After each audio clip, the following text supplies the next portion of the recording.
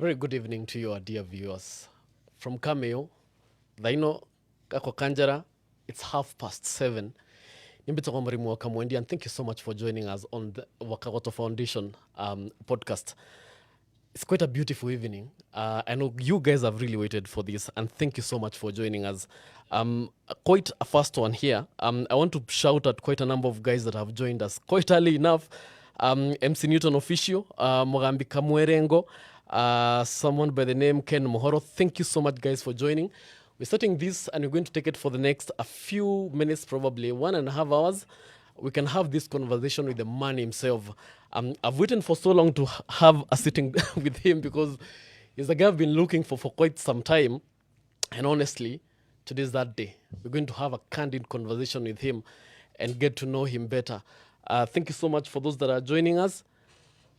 And without further ado, ladies and gentlemen, boys and girls, please give a loud of applause. Guys in the room, Kenjava Wakagoto. Ken, karibu sana bana. Asante sana. It's been a while. Okay. Oh yeah, sure. Yani nimekutafuta.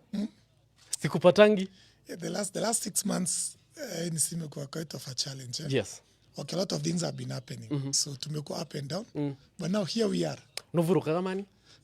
Yeah, Novuruka. sure. Because honestly speaking, Ken, Tomondi just a typical day. Woke up around 5:30 and 6:15 went on Facebook. Ulikuwa Njokeri. Yeah. And then minutes later uko kanisani kwenu home. Minutes later we mudhi wasale. Do you ever rest? Yeah, sure. We do. We try. Or I can say we try, maybe not as much as I would wish, but we try. Okay. Yeah. How is the typical day for Ken? On a normal typical day, I think I'll wake up at around 6. If I'm in Nairobi, I have to probably have breakfast with my children. Okay. Then I see them off for school. If my day is not that tight, I even take them to school. Then narudi kwa ofisi. Now, I just moved my office to Thika Road. We've opened an office at Cabro City. That's where now my Nairobi office is. So I'll go to the office, nipange kazi kule, mikutano, meeting with the clients, meeting with contractors, meeting with the potential partners. Then kila siku lazima nipige gym. But now if I'm in Embu, the day now starts the other way around. I start with my gym. So I wake up in the morning, nipige tizi pale chini kwangu niko na kajim pale kadogo tu. So naamka pale tunapiga tizi. Then I prepare naenda kwa ofisi hapa petu Kangaro. I do my meetings and I either decide to go to Eshera ama Ogweri. But at times you have some, like you have a planned diary. Yeah. But it changes to just along the day. Yeah. Vitu zinakaa zikibadilika, but you appreciate. Last I saw you, I think you're a few kgs up. Yeah. How's that journey been? Because, Ken, honestly, yeah. Ukoshua si madao natumia? No. That's quite a shed. Zizi. That's quite a shed, bana. No. In fact, weight loss for me, yes, it's something that I'm taking very seriously. Naneza nikasema ni kupiga tizi. When did it hit you that you needed to go to the gym? Last year we did an event at Kivemo. Kuna ka bridge tulikuwa tumejenga pale Kivemo. Vare vandu vetakuwa Kiandundu somewhere around there. Wakati wa kufungua that bridge, my photographers took a photo. Then, just as we do at the end of the day, I posted about the event. And a good friend of mine told me, Ken, man, you're in bad shape. You're in bad shape. You don't feature in the text. There are those friends that you know will never lie to you. Yeah. Na pia mimi kujiangalia nikaona I don't look good. Sasa unajua pia mimi niko na familia ndogo. Yeah. I have a very young wife. Kwa hiyo nikasema I have to go back to the gym. To please your wife? Singetaka kuongewa. Unajua, no, not even to please my wife. Yes. Yeah, but it was one of the reasons. The other reason was I also want to maintain an healthy body. Because I'm fairly young. So staki at least mwili yangu ikuwe mbaya sana. Na with that kind of weight comes a lot of challenges, a lot of problems, complications. So I made a decision that I want to go back to the gym. Again, for me, 2024 was a tough year. Because that's the same year I lost my sister. We had a lot of family problems. So I didn't manage to go back to the gym. But when I got to 2025, I made that decision. And I said that I'll be very deliberate about my weight loss. Sasa sahi hata, so ukiniita, mimi kamwambia hata ukiniita nje sahi, mi hata si mtu anatumia budget kubwa. Unakuja nakula tu vegetables nini natoka naenda. Kitambo I used to eat a lot of junk foods. And also during this weight loss journey, I've also made a very deliberate decision that I don't want to travel outside Kenya. Yeah. Staki, unajua unaenda kule nje, you cannot be able to get some healthy food. So mimi nimeamua sasa nikae hapa, starting with my diet, starting with how I do my gym, starting with everything. I have to consider my weight. And how has that been for you? Because let's start. How many kgs were you weighing during that? Kamwendia. Yondingi kweta. And where are you at the moment? Naita ngombe. No. But you see, I think I can just tell people because there's nothing. I am not ashamed about. I was weighing 114 kilos. What? Hiyo ni ngombe. And you've shed too? Now, the last time I checked, it was on Friday. After my gym classes on Friday morning, niliangalia my weight. I am now at 100.2. Whoa. With only 200 grams to get now to 200. 2 digits, 99. So at least I'm Better try. For me, I've never thought about like getting a shortcut to my weight loss. And at some point I was even considering the medical cosmetics. Yeah. Ni kama zenye unawekwa nini balloon. Yeah. Okay, kama like so unatolewa mafuta, but I said no. Ni mimi nilijifikisha hapa, hakuna shortcut. I have to bring my weight down. I'm targeting to be 89 kilos by August, and I'm sure I'm going to achieve. August of this year? August, yeah, 2 months from now. from How many now. months? Yeah, 2 months. It has taken you almost 6 months. No, not really 6 months because I really got serious with my gym from around March. Okay. Then towards the opening of Cabro City, that is around... we opened Cabro City in May. So around 2 weeks to the opening of Cabro City and 2 weeks after opening of Cabro City, I really lost some track on my gym. Unajua ile, that project Kamwende ilinikimbiza, ilinipatia pressure sana. So I could not manage to go to the gym. So gym needs you to be mentally prepared. Exactly. So unaenda gym, uko na pressure, contractor hajamaliza. So I found myself most of the time nilikuwa tu na bounce. Nimetoka kwa... Not once or twice did I leave my house for the gym. Along the way, mimi naambia driver hapana, okay, twende Cabro City. Because for Cabro City, it was a project that we had set a date, we had to deliver, and the weather was not favorable. We will get to that, Ken. And the reason why I'm asking this is because it's not about shedding weight. The gym is not always about shedding weight. Yeah. What has that pain taught you? One, kuna kitu moja kwanza, mimi gym imenifundisha sana. One, kuna resilience. At times I get to the gym, nimeenda pale kwa treadmill. And if I get to the gym, I have to do 1 hour at the treadmill. Yeah. 1 hour non-stop. So naangalia treadmill hivi, najiambia, Ken, you need to self-regulate, ama to self-control yourself. How you meal, how you drink, your lifestyle. So I think gym ni kitu moja imenifundisha about self-control. Because like yesterday I went somewhere for lunch. Yeah. So mabeshto wangu wakaagiza manyama hapo zimekangwa. For myself, I looked at that plate. Nikajiambia, Ken, if you take this direction, utarudi kwa gym now for another 6 months. Yeah. And for sure, gym is not a very pleasant place. You don't want to be in a gym. Yeah. Nikasafari kabaya sana. In fact, sikamwendeni wanera gati. I wish ningekuwa na mwili kama yako. Please don't even that I don't have to wake up in the morning to go to the gym. No, actually, I am struggling with the weight myself. Or you are struggling to add? Yes. Actually, I have tried to add weight for the last almost 3 years. Oh, It doesn't work. I have hit the gym. I have tried everything else. kwani wewe si mtu appetite? That's the problem. Unajua mimi shida yangu moja nikamwendea. Mimi I think familia yetu. Yes. Kwanza sisi watu wakubwa. See, if you know my brother, he's a big guy. If you know my mom, my dad, my kids. But now we've started it even with my kids. When they go to school, they have to check on what they're eating. Mimi appetite kamwendia. Appetite inanimalizanga. Lakini saa hii, after 7, I can't eat. Na kama nikukule lazima niangalie, what am I eating? I'm not just eating. So I just wish I wish I had your problem and you had my problem. We can never be the same. Yeah, sure.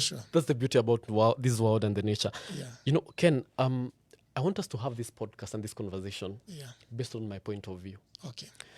And I want us to go back to when I first knew you. I remember that day I was on air and we are having this conversation about businesses in Embu. And one person in the boardroom mentioned of Java Blue. Oh, Java Blue. Yes. That's when I knew Ken. So ulinijua after nimeomoka. That's the thing. And this is a conversation. Kwanza nikuze, kwani wewe ni Gen Alpha, mwani Gen Z? Tusiende hapo. Sasa unajua. I'm a typical millennial, but tuna blood ya Gen Z kidogo. Na so ukiangalia sasa hii podcast show yetu. Yes. You know, our target is our young men. Why do you come in our podcast show dressed in a suit on a Sunday? Come on. How do you dress yourself in a suit? Arogi ya wetu gisagi no nginya mamenye ni rasari.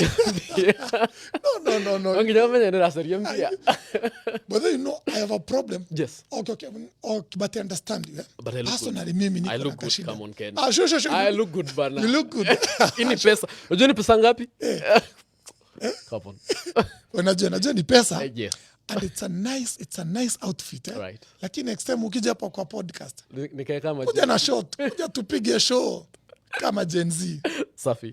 Challenge taken. But I appreciate you look good in suits. Yeah. For me, I have a problem. I have a struggle with suits. Have you? Mimi, unataka Afrika kule wapi? When my wife is preparing me to leave the house, I have a problem. She keeps on insisting, Ken, you must be in a suit. Na mimi naambia bana hapana.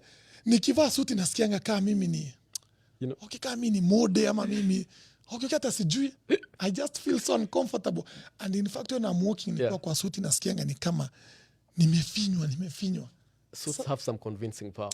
Mimi ni msawa kuvaa ma dust coat, overall, sport shoe. That's my life. That's the thing about you. And we'll talk about that actually, Ken. But going back to Java Blue, I want us to start this conversation from Java Blue. When did it hit you that you needed to invest in the entertainment industry? Because that's one industry that you came na ukanyorosha kwa hii county yetu. Like you changed that industry for good. When did that start? So one, kama ndio nimeona so umenijua after nimeomoka. Yes. Kwanza mimi niliingia in the entertainment industry back in 2010. And just immediately after leaving my high school. So when mimi nilitoka chuo, pale nyumbani kidogo kulikuwa na to struggles kiasi. So I had to make a very informed decision. Since by the time nilikuwa natoka shule, my young bro was just doing his class 8. And my late sister was just getting to a final year in campus in college. So na kidogo mzazi alikuwa na struggle. So I had to be the bigger person. So nikaambia mzae, I feel like niko na spirit ya kupiga biz. And I felt that for me business was a calling. Na nilikuwa tunaona tu nikisucceed tu kwa biashara. So niliingia kwa biashara entertainment at a very young age. Nikaanza kuuza movies, flash discs, memory discs, na hizo vitu zote za entertainment. And that is when the name Java came to life. Because after high school, tulikuwa tunaenda, and it's used to call them computer packages. Yes. So I went to Achievers College. And every time nilikuwa nafika Achievers, nikiwasha computer naona inajiandika powered by Java Technologies. So that name kept on appearing until nikaanza kuona sinaweza nikaita biashara yangu Java Entertainment. So because today we are not discussing that, you asked how I got in the entertainment industry. So I got into the entertainment industry through selling movies. Nikapanda, nikajipata sasa nimeingia kwa biashara ya pombe. Because I started the wines and spirits at the age of 23 years. That is in 2014. Just immediately the Uhuru government came into power. Yes. I was now transitioning from the entertainment business to the alcohol industry. Niyo switch imeletwa na nini? Because from entertainment. By the CJ nikasema ikitu, but allow me to say it today. Yes. There is a photo I posted on my Facebook page. Nakuanga nimeshika kama idota hivyo. Na nakuanga niko na I think, and hiyo ndio kitu silifanya kwanza mimi nikaanza kuchukia masuti. Because like on that day ukiangalia sikuwa najua kung'ara suti vizuri. So it was on a certain Sunday in December 2013. My wife, again, I also got into the marriage maneno mapema kiasi. My first girlfriend, we had a kid with her. So walinitembelea hapo kwa shop yangu. For those who know Java Entertainment, nilikuanga na base wase wanachezea PlayStations. Yeah. So nilikuwa na shop ya movie. Ukiingia kwa shop, hapo mbele palikuwa na shop ya movie. Then hapo tu nyuma but zimeshikana, nilikuwa na mali ya PS, PlayStations. Yes. And my clients walikuwa ni hao tu vijana tudogo tutoto.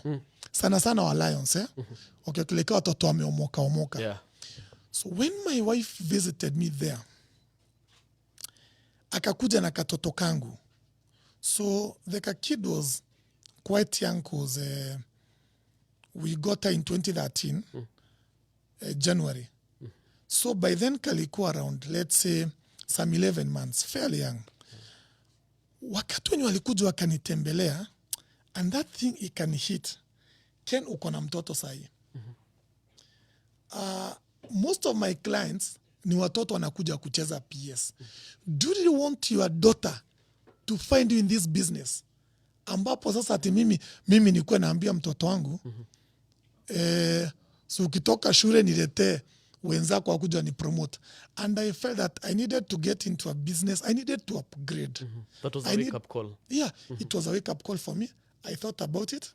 Na hata hiyo siku nakumbuka sana. When I went home, I told my wife then,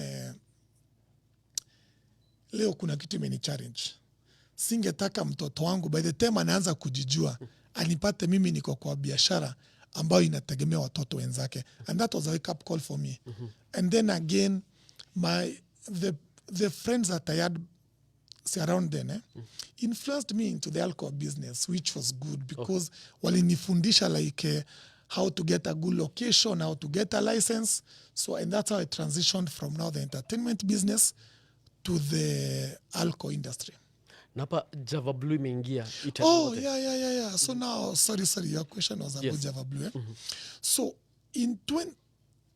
when I transitioned from the entertainment industry, I still carried the brand Java. Right. Kwa sababu watu walikuwa ready washaanza ni kuniita yule Ken wa Java. Iyo Ken wa ikatoka nikaanza kuitwa Kenjava. So when I got into the alcohol industry, I opened a wines and spirits called Java Wines and Spirits. Around 2015, I met with the former governor of Meru County, huyu mheshimiwa Kiraitu Murungi. Yes.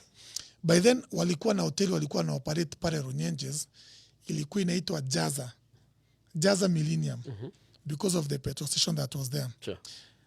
Just happened to meet with him at a function in Meru, na nikapatiwa chance nijiintroduce. Still I was a very young person. Kushika mic ilikuwa shida. Yeah. So mimi nikasema niko kwa biashara ya clubs na nini. Basa to club tongi yo time tulikuwa to club to akek. So Kiraito sent for me. Akasema Oksu kijana ebu ambwesi ya kuja hapa mbele. Akaniambia niko na kahoteli kanaitwa Jaza Millennium. Na mimi venye nimesikia hapa su umeongea, naona kama wewe ni mtu anaweza akasaidika. I am about to close that hotel. But why should I close it? And I feel like you can make good use of it. So he connected me with his PA. I met with the PA. Tukapanga biashara. Within 3 months nilikuwa nimetake up hiyo jazz ya Runyenjes. Na nikaita Java Runyenjes. No, in fact niliita Club Java. So 1 year later, in 2016, I felt like our town Embu did not have a modern lounge, a modern club. And nilikuwa unajua mimi ni mtu wa kupiga ma research sana. Yeah. And I knew of the clubs that were trading then, like in Nairobi, tulikuwa na Club Tribeca, kulikuwa na Kina Space, which was along Gong Road. Yeah. Tulikuwa na ingine ilikuwa Pathika Road. Just where I have Cabro City. Ilikuwa inaitwa Natives. So I felt Embu was ripe for such a club. Yeah.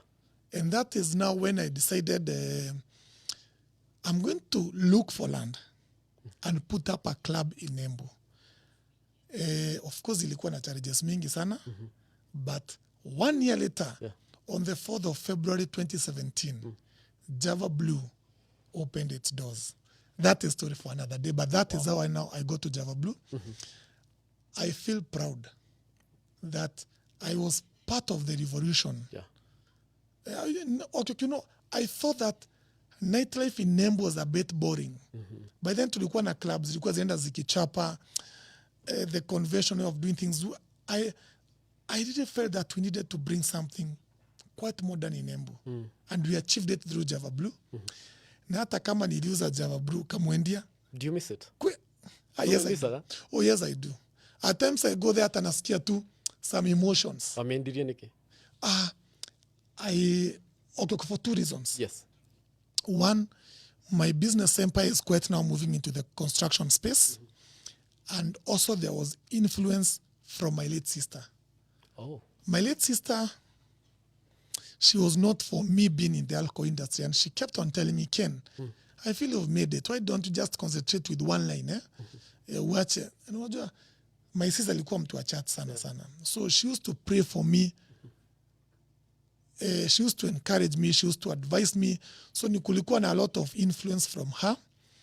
Na kulikuwa, I also wanted to focus now with the construction industry. Because for me, I felt that now that I've invested in Igolwan, I need to put all my energy and focus there. Again, I also needed money to pump into Igolwan.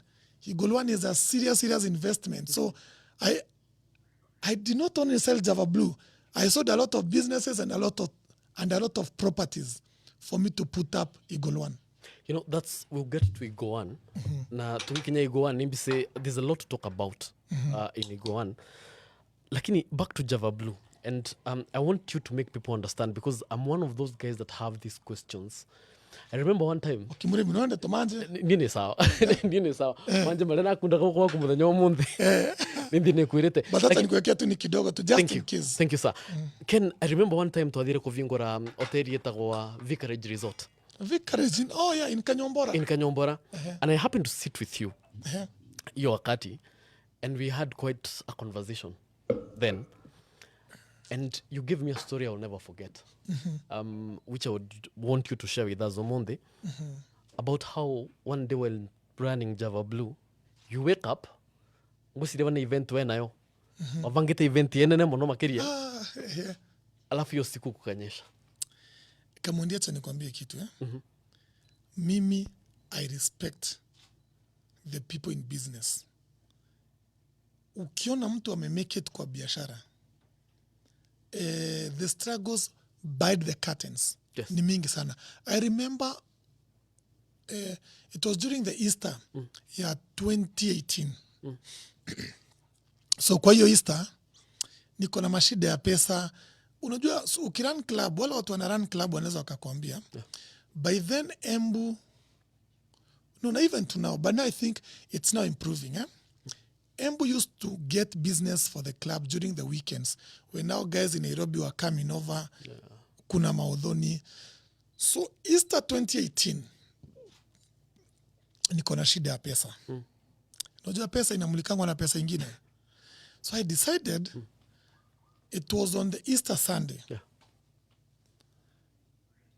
But that story is very emotional. So tukatengeneza nikaita Microa na Josega Tutura. Microa charged me 60,000. Gatutura by then alikuwa hot cake. Yes. Akanilipisha ngiriso moja. That's 160,000. Yes. Then tukapiga hype, tukapiga ma road show. Nilichukua gari zikafanya road show hapa Embu almost all week. I invested in tents, I invested in extra seats, I invested in music. It was a all investment. I think I'd spent almost $1 million for that event. Oh.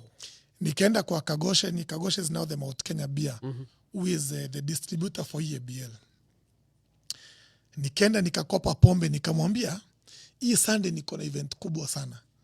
I am expecting to make a sales of around 5 million. What? Akanipatia pombe na roli, nikamwandikia checks. So nikaenda tuka-offload pombe pale Java Blue. Tumepanga event iko sawa kabisa. I literally woke up at Java Blue 6 in the morning. Tukapanga kila kitu, tukapanga hizi vitu zitakuwa pale. I remember a lot of people had made bookings, including akina Dennis. But Dennis Etumbe features in my stories a lot because he has been quite a support system. Sure. Nakumbuke usiku kina Dennis Etumbe walikuwa na function kwao Ushago. Kwa hivyo akaniambia niko na marafiki wanatoka Nairobi. Tulisavie viti kama 50. Akina Kolo, the current ni proprietor of 014. Yes. Na marafiki zangu wengi sana wakabook. So hata mchana tukipanga event, mimi nilikuwa naona Java ishaja. Na naona ile sale yangu ya mita 5 nimeipata. Wow. And you know, if you sell alcohol worth 5 million with the price that now I was setting then, hapo nilikuwa najua nitapata faida ya tu kama 2.5M. So nilikuwa najua niliamka asubuhi 6, hakuna kulala. Kesho asubuhi nikiamka I'm 2.5 million rich. Ni sote tumashida twangu nilipalipe tumadeni. My friend, ikafika masaa ya 6 jioni. So unajua nimeshinda kule, niko na mauchafu. I have to go back in the house, go and freshen up. Ndio sasa nirudi Java Blue, tuchape mboka vizuri. When I got in the shower, nilianza kusikia mabati inalialia ni kama inagongwa. So my wife came, akakuja akanok mlango wa shaka, niambia, Ken, guess what? Kumeanza kunyesha. Nikamwambia, oh no. Oh. When my wife closed that door, mimi nilipiga magoti retry. Nikamwambia Mungu, don't do this to me. Please don't. You know, today's event naitegemea sana. Unajua niko na madeni mingi sana ya kulipa. That event meant a lot to me. But unfortunately, the more I prayed, the more it continued to rain. Kwa sababu si unajua, nina avoyaga gutika ure. Nake murimi ura vandite mbembe aravoya kure. So nikatoka kwa nyumba bado na mvua, nikaenda Java Blue. I parked across Java Blue. Kama ushaenda Java Blue kama kumejaa, magari zilikuwa zimewekwa si across ile barabara zilikuwa zimefesi. So mimi nilikuja nikapark, nikakaa hapo. Wacha Java inyeshe. All the people who had booked, wote waliniandikia messages wakaniambia, Ken, hatuta manage kukuja. Wow. They all cancelled. Isipokuwa ile booking ilikuwa ya Kolo na marafiki zake. Those guys promoted me. On that same night, maji imenyesha, imejaza sewage, imeblow. It was a pathetic day. At one point by there I felt, ama nigurumisha gari nijigongesha rodi hapa. Cause nilikuwa nashindwa sasa, nyama peke yake tulikuwa tumeitisha nyama kama kilo 500. What? Kama ni chapati zishapikwa. Kagose mumurevu daisio? Kagose ndio mumurevu kwa muvete saki.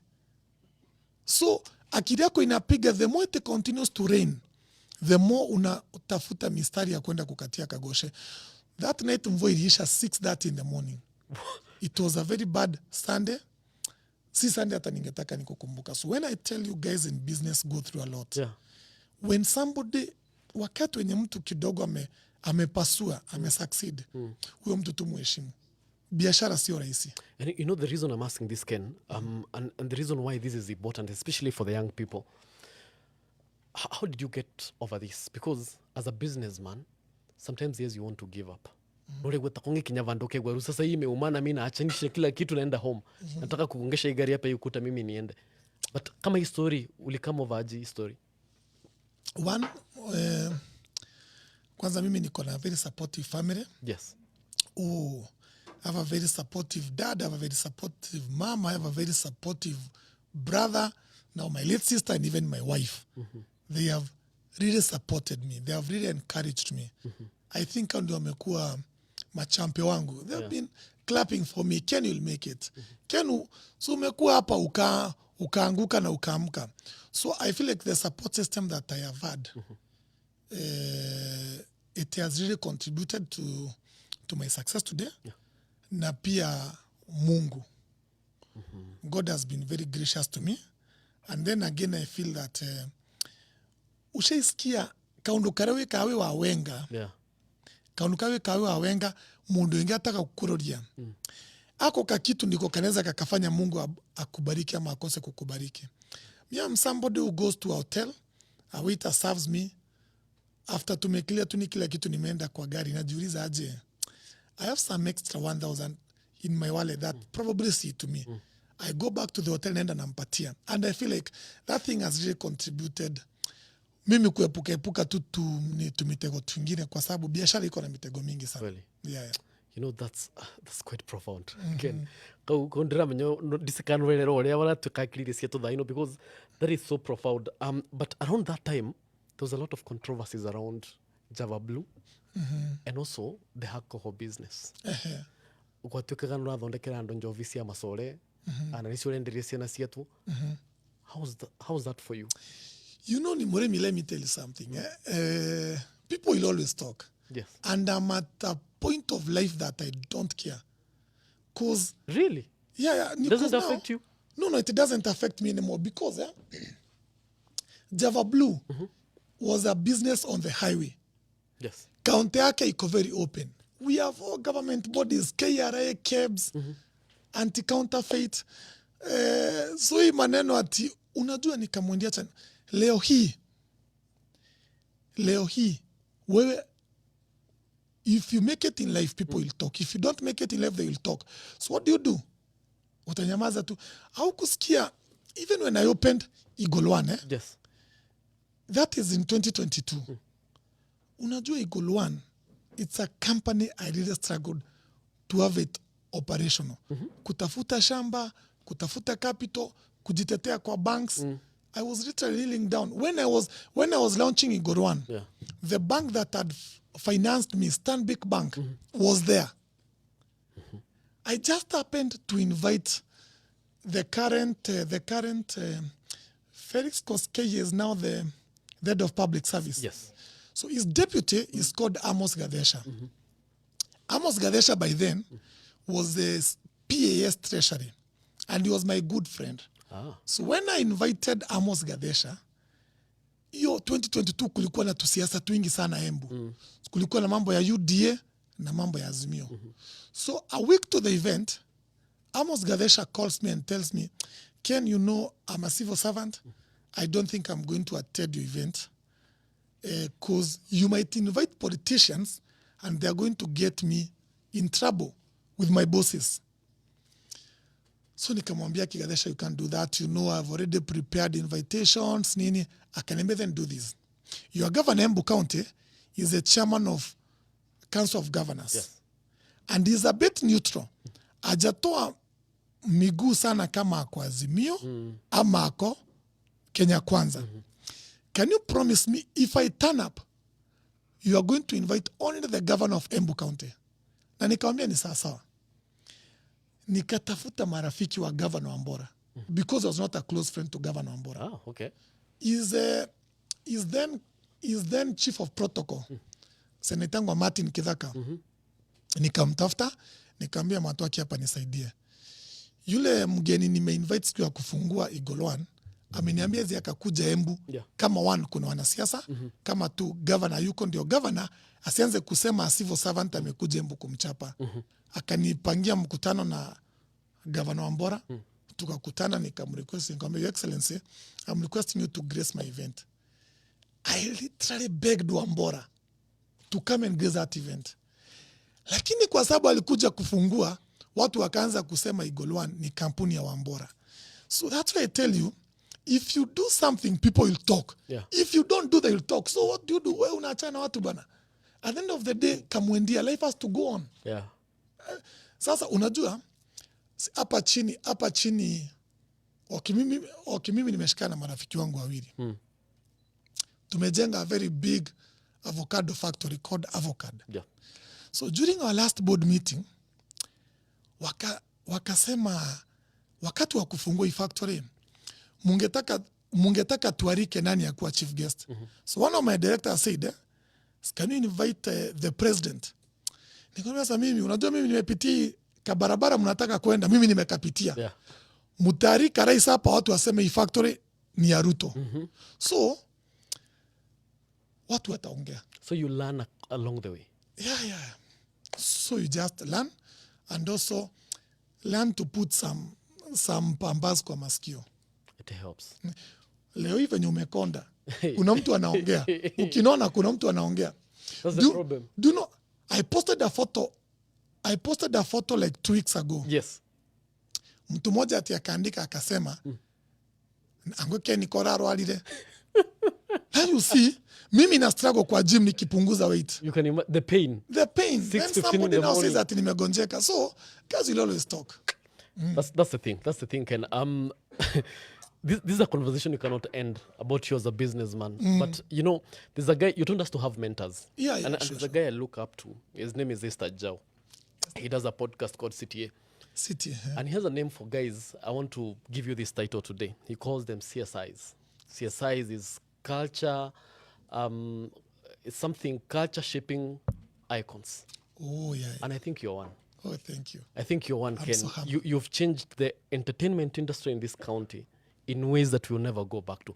But one thing I really want to understand about you, you know, ukiniambia ulitoka from the CD business to the entertainment industry, I will understand. Yeah.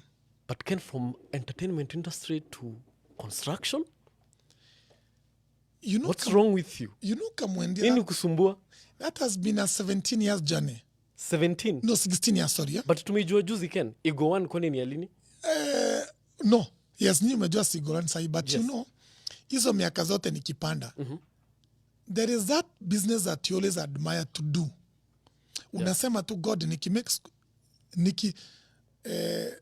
ukiniwezesha, ningetaka siku moja niweke ile biashara. And for me, construction industry was that business. And also my late sister was really encouraging me about going to the construction industry. One, I wanted to invest in a business that I can also live for my kids. That was one of the thing that influenced my decision. Yes. I wanted at least a business that can be generational. A business that I can be able to train my son, train my daughter, and they are going to give to the next generation. And construction industry is such a good one for that. Yes. Yeah. That's quite amazing. You know, Ngoro, you were a businessman. Ngona, there are so many people following you. And by the way, I'm all done with your team. Because Ken lead your team yaku, and I've worked with your team quite a number of times, by the way, you know that. Yeah. And I was looking at them today and I'm like, man, do you do the hiring? Because even in your absence, hawa sewa najua boss ataki kitu ikuwe hivo. Ujasema, but they already know that boss angeitaka hivo, angeitaka in this way. Is it you that does the selection and the hiring of your team? Yes and no. Depends with the like not my team. Yeah. I believe I have the best team in the world side. Kama kuna team najua inaweza ikatisha hii team ni team ya Elon Musk. Because I've not personally met the team that works for Elon Musk. Yes. But man, dude has got guys who deliver. Man. They have packaged the guy. Yes. I think they understand where he wants to take his business. Na wanachukua na wanakimbia na. I have a very young and vibrant team. Sure. Ni wase wanajua I'm a perfectionist. And they Mnaweza have to- piga makofi. Ni sawa tu, it's okay. and you know, and they have to deliver. You know, I tell them that failure is not an option. Yes. We have to ensure that we set our bar very high. So my team, by God's grace, if I spot somebody, of course I have an hiring committee. Yeah. So mimi nikispot mse, namchukua, na forward jina yake kwa wasi wangu. Okay, I have a very competent team again at Eagle One. Now under Eagle One, we have the group. It's called the Eagle Group. So at the group level, I have a technical team that will recruit for me. Yeah. So of course, nitawambia, nimeangalia Kamwendia, na ningetaka ni Kamwendia join my communication team. You just run for me the interview kwa sababu if I do it, it might be. Yeah. I understand, eh? And they always give me a very objective report. Yeah. They tell me, Ken, you might have your personal reasons for liking Kamwendia, but he doesn't fit to be in your team.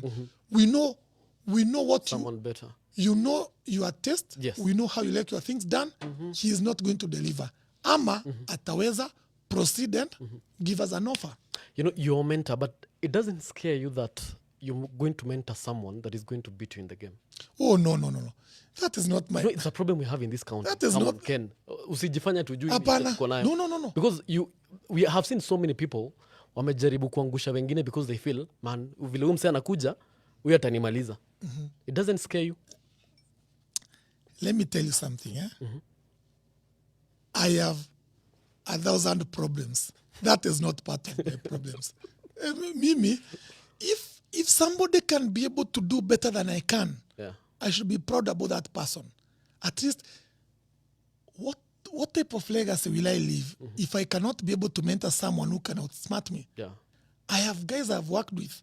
Wameenda wakaanzisha biashara nini. Not one, not two, not... I had employed a guy at Java Blue. So alikuwa na kinyozi hapo. Yeah. Okay, no, sorry, nilikuwa na kinyozi Java Blue. So along the way, akakuja akaniambia, boss, mimi nimetafuta tu pesa kidogo, ningetaka niende nieke ni kinyozi yangu hapa tu Kakwegori. That guy is called Boniface. And when I sold Java Blue, even before I sold Java Blue, Yeah. I told him, mimi nimekuruhusu uende weke kinyozi yako. But promise me, nikitaka kunyolewa ni utakuwa unaninyoa. So kila wakati nikiwa Embu, I call him hapa. Anakuja ananinyolea hapa. Huo ni mtu mwenye nilikuwa nimeajiri, akaeka biashara yake, and up to today, he is my barber. Boniface. So for me that has never been a problem. That's mentorship. Yeah. Thank Allow me to call you again a culture shaping icon. Thank you. Because you're one. Sasa hiyo kuna staff capacity ya around how many? As at yesterday, because now I get an update from my HR committee on Saturdays. As at yesterday, we had a workforce of 1,000. What? 1,098. That is because People feeding from you. mimi Kamwendia, familia 1,000, or catch nieke to the nearest 100, Yes. 1,100 people that are directly employed under my group. Wow. That number is going to go up in the next 1 week by another like 150. Man. Because after opening Cabro City, Yes. we did some recruitments and we've not hired those people yet. So in the next 1 week or so, nitakuwa nimeajiri wafanyikazi 1,250. In the next 6 months, once Avocado is up and running, I expect to have employed not less than 2,000 people directly. Whoa. Directly. Watu wenye inafika weekend, nisojua si unalipa, Yes. mwisho wa mwezi si unalipa, ni ya watu. You're crazy. You No. know how that crazy is? Yeah. Man, that's awesome, Ken. That's quite crazy. And that's you as a businessman. And there's a lot to talk about. Yeah, sure. Lakini, when you want mama ni 2 term. When you want mama ni 2 term. Hold it right there, Ken. Hiyo tutaongelelea because it's hiyo lazima unijibu leo. Because nimekuwa nikiona vitu zingine una post pale Facebook, I'm like, man, umeamua kuingia siasa ama ni nini? Ni nini mbaya na wewe? Ni biashara, ni siasa, tutaenda wapi Ken? But it's quite a conversation we need to have. Tigana bendoria quite some feedback etonyete kure mwana wa Facebook na I can see guys are really watching. No akethwo muno makirine mundu aletwa Ken Amasha. Anakwambia don't listen to naysayers. Eric Masherina akia kauga tuned. Senior Martin, I see you. Thank you so much nigukoro tuned. Ronda Wanja, your story is really an inspiration to many. Niguara kwera. Ken Amasha, thank you. Every successful story has a humble beginning, and that I tend to agree. Kenny Kenyona akia kauga, if you do something, people will talk, and if you don't do it, they will still talk. Yeah, sure, they will. That's quite something. That's quite something. Naona kuna quite some good feedback erao kava. Brian Karudu kauga, that positive attitude and mentorship that you always give us, encourage us not to give up, and that we are not limited is the one that makes us believe in you and stand by you. But that guy is one of my employees. Oh, wow. Yeah, wow. Awesome. Kennedy Nyaga na Canada Monte, thank you guys for being tuned in right now. Culture Shaping Icon, Eredi H. Fundi. It's a new one in town. I know. That's a good one. Thank you so much. Winnie Mington anaenera konete wewe, kuna role bibi ana play. I tend to agree. Oh, yeah. Sure. Actually, moral lesson, marry a good wife. Right? Yeah. Marry a good wife. Yes. Yeah. But na mpatie chance pia, a chance to also play a role. Yes. In your life. Sikukaliwa? No, sikukaliwa.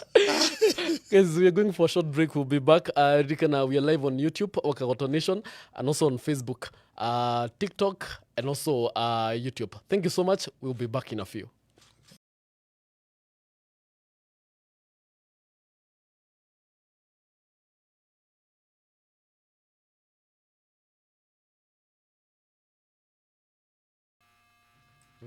Very well. Thank you so much, guys, for tuning in. And you know, I'm looking at your feedback on Facebook.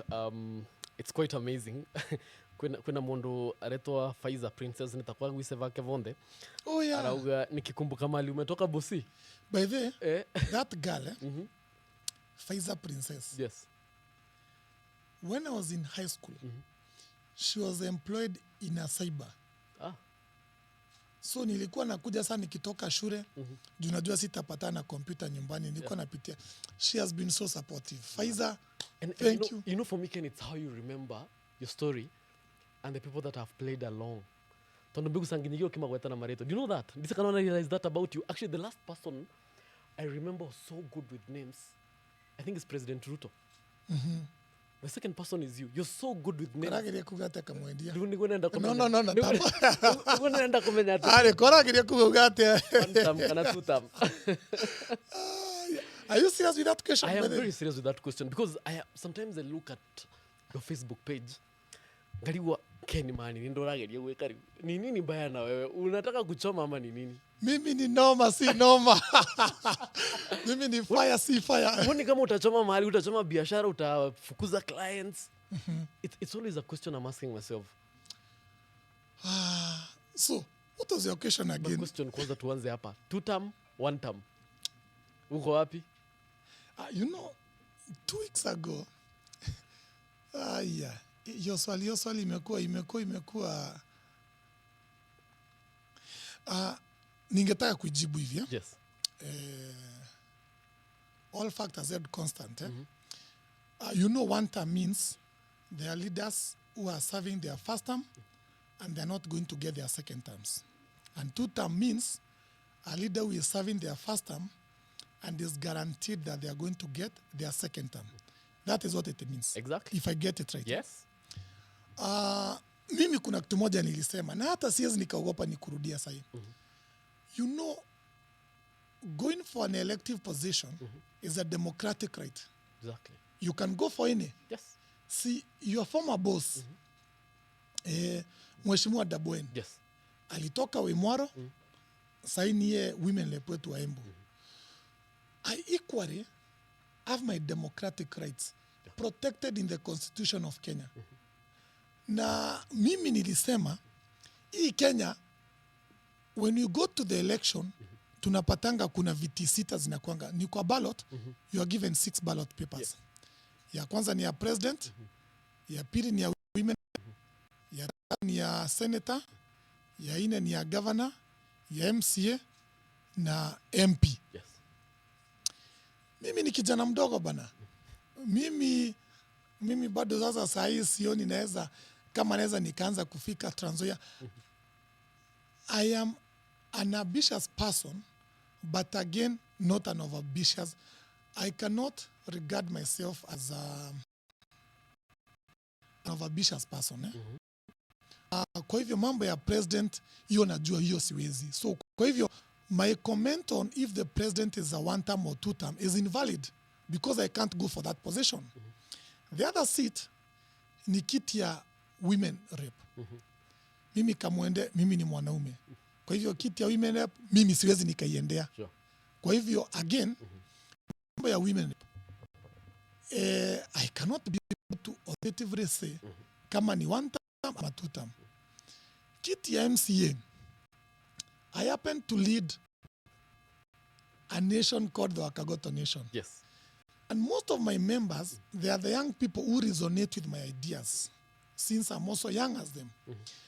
Now, most of them have shown, they have expressed interest to vie for the MCA positions. Unajua sasa ukiwa team leader hautaenda kupigania viti na wale watu wenye you want to lead, you are mentoring. I'll be a very bad mentor if I am ever going to sit down and think about competing with the guys I should be mentoring. So, how many seats have I been left with? 3. Kiti ya governor, kiti ya mjumbe, na kiti ya senator. Mimi Kamwende, acha nikwambie. Yes. Kama ni masomo, niko nayo. Kama ni mambo ya criminal records, mimi sina. Kama ni mambo ya I qualify on all aspects to go for any of those seats. Yeah. Now, the only seat I can authoritatively say mwenye ameikalia atakuwa one term, it's because our governor ako yake ya kwanza, si ndio? Senator ako term yake ya kwanza. Mjumbe ako term yake ya kwanza. If the guys I lead at the Wakagoto Nation, nisiwaamke siku moja waniambie, Ken bwana, tukaona uende hii kiti moja hapa, I can guarantee you itakuwa a clean one term mwenye ameikalia. Because we are a team of young, ruthless and focused people. If we say tunataka kwenda pale lazima tufike. Is it a cult? No, not a cult. It's a belief, you know. Kamwende, Kamwende, let me tell you something. If you can't believe in yourself, don't expect other people to believe in you. Sure. That's why I always tell my people, failure is not an option. At the Wakagoto Nation, kuanguka, that is not an option. Unajua Kamwende bwana, sisi, the good thing we are fresh, tuko na very fresh ideas. Tukipanga ni kuendea kitu bwana, we are going to create a tsunami. Wacha tu. So whichever seat we decide. Mume decide. One, hatuja decide kama tutaendea kiti yote. We are yet to decide. So it's an option. It's an option. Of course, yes. It's an open option.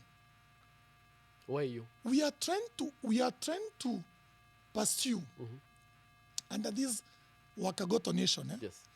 We are trying to push for our vision, ambayo tunaita the Embu Industrial Revolution, Vision 2035.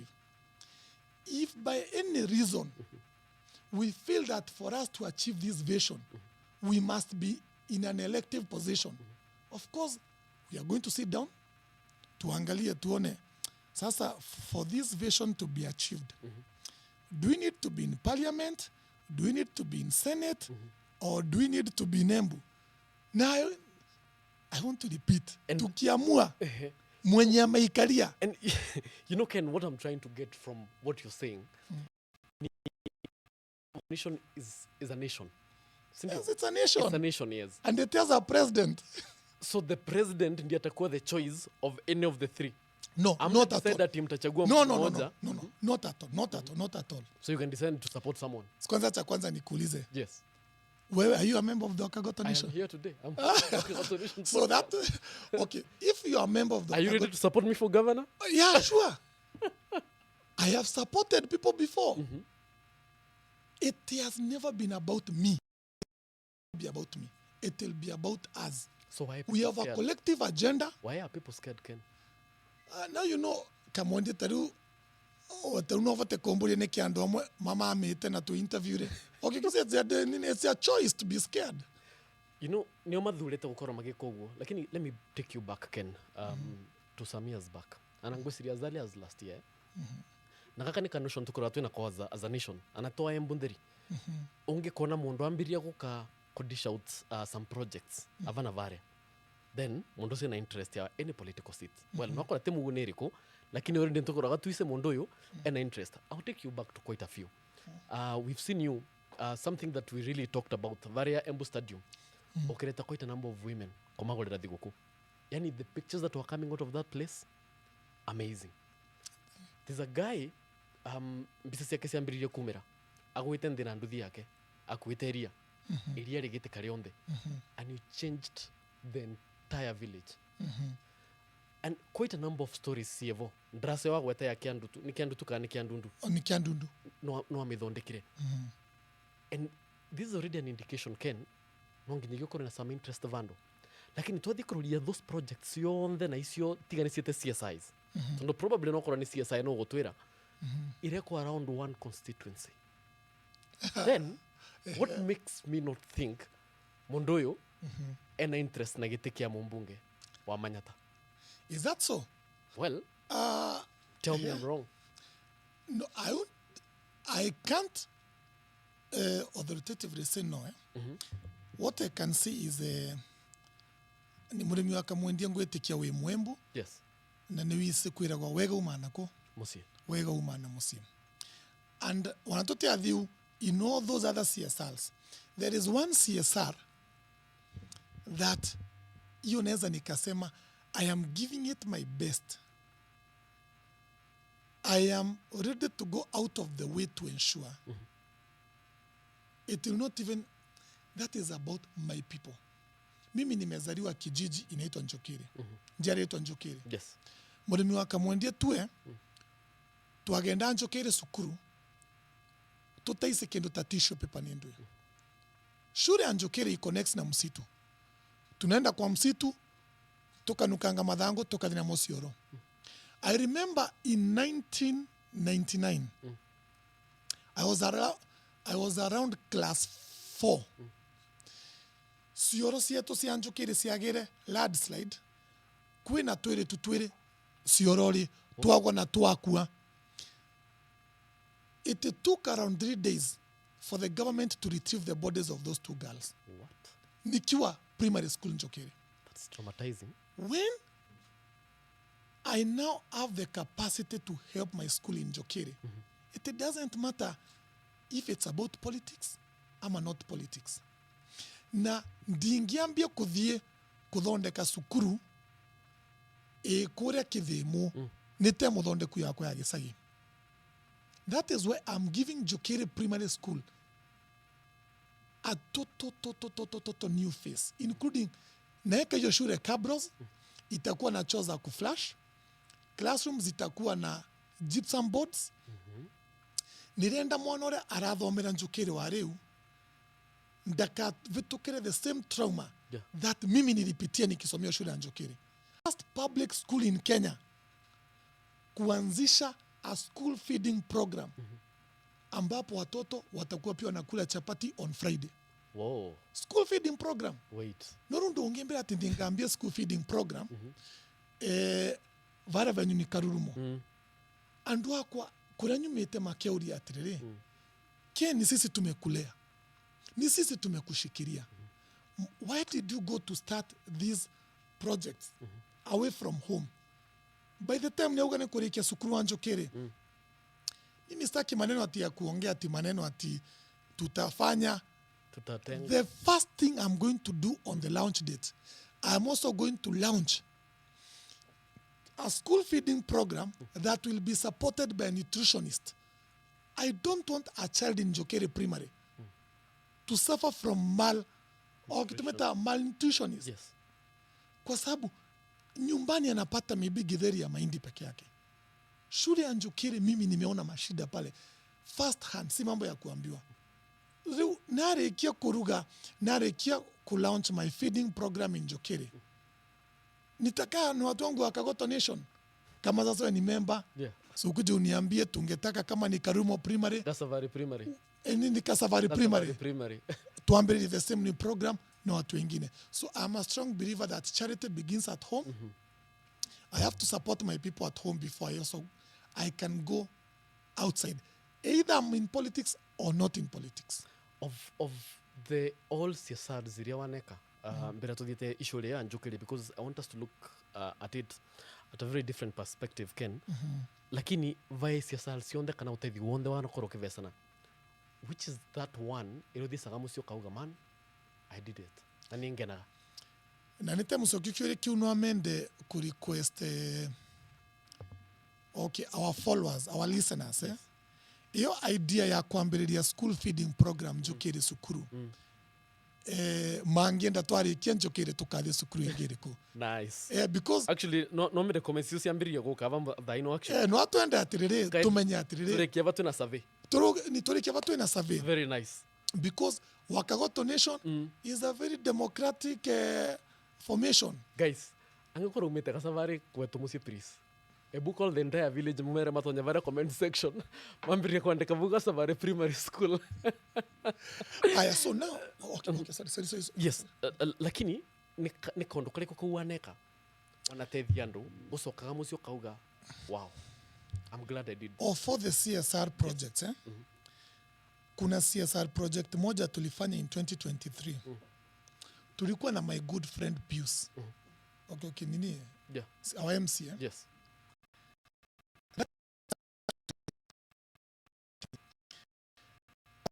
Sakaya, it just happened that mimi na Pius kuwa na mkutano kwa ndugu yetu anaitwa Mukundi Vara Kivugu. Yes. So on our way mundu avura Pius mwira atiriri Pius kwina musinava nava mwana wa Giserori wikarite mochari mieri 5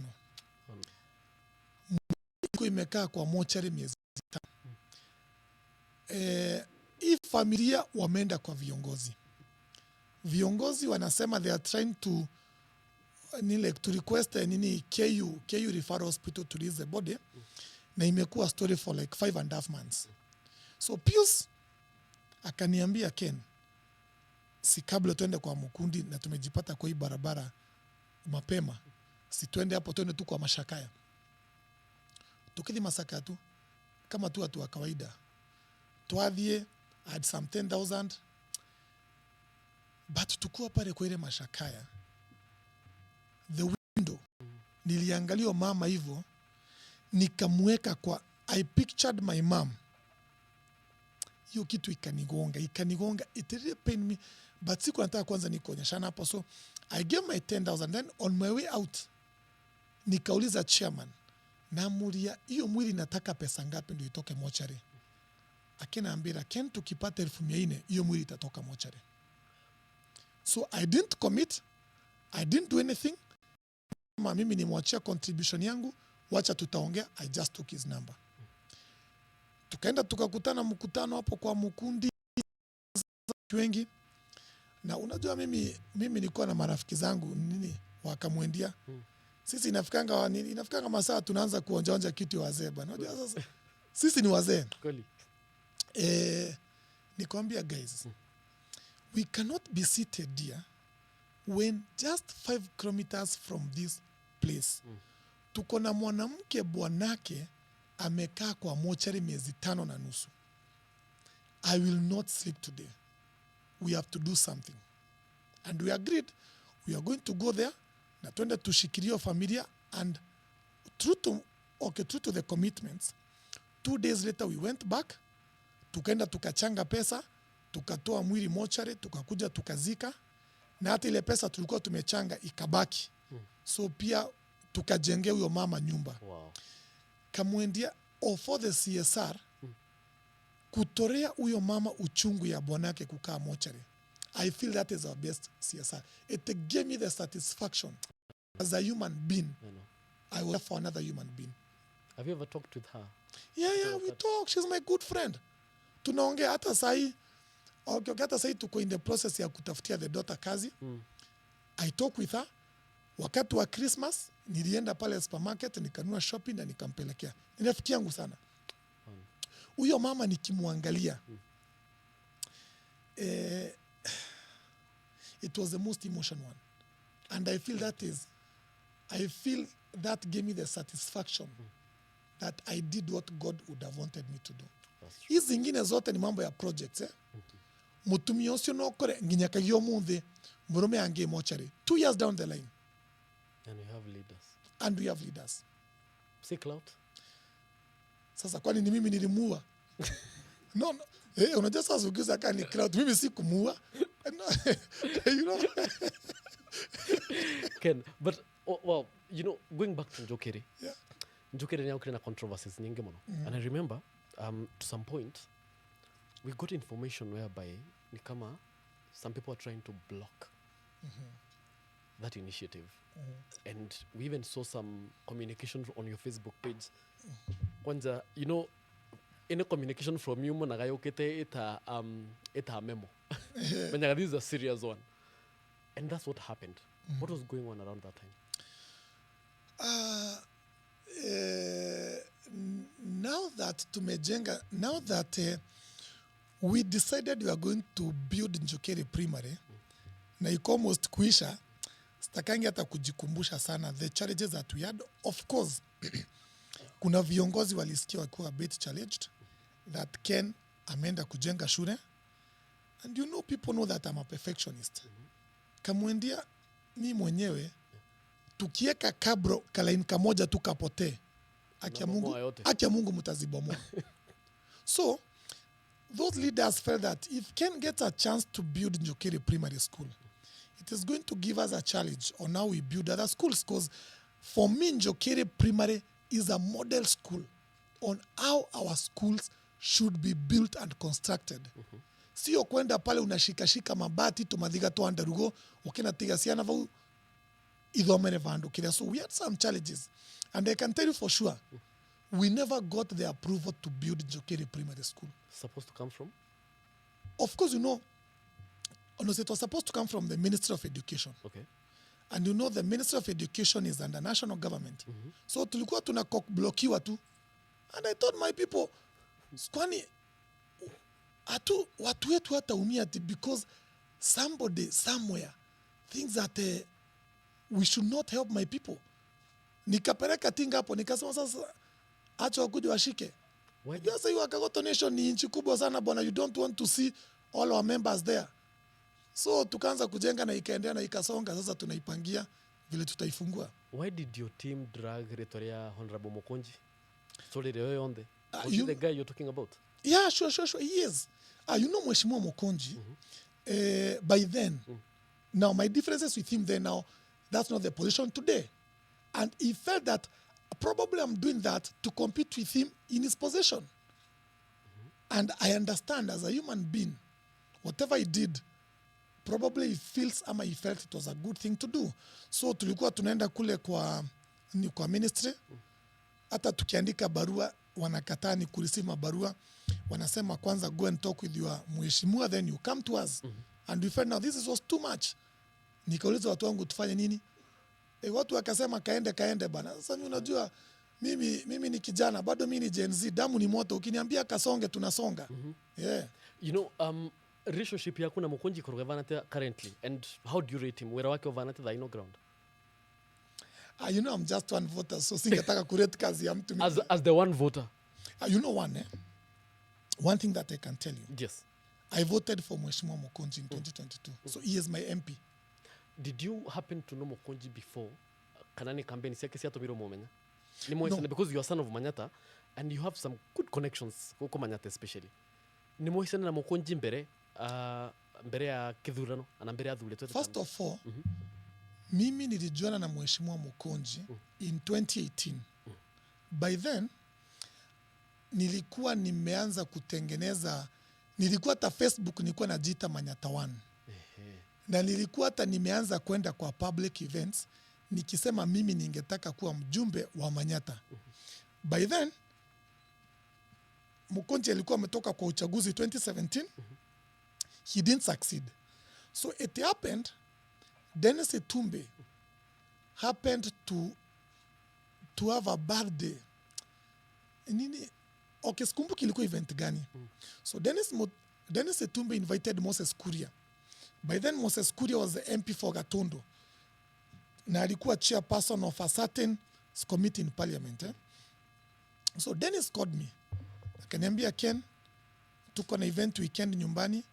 Mheshimiwa Moses Kuria si atakuwa pale, niye mgeni wetu, kuja ni kuintroduce kwake. So we went to that event. Tukaenda event, tukapiga ikaisha vizuri. Then Moses Kuria now tells me, by now sasa nisha introduce kwa Moses Kuria. Moses Kuria told me, Ken, nasikia unataka kiti ya Manyata.